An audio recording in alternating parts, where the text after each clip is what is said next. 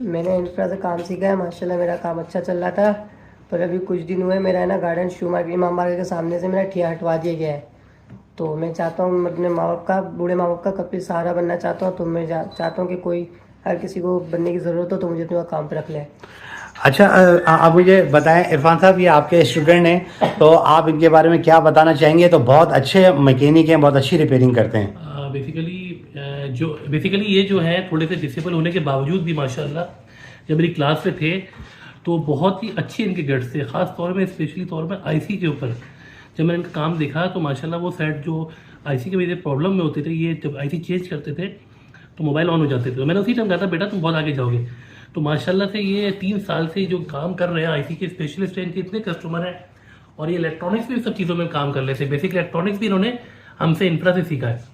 तो माशाल्लाह से ये मैं समझता हूँ बहुत ही होनहार है और इनको अच्छा मौका मिलना चाहिए।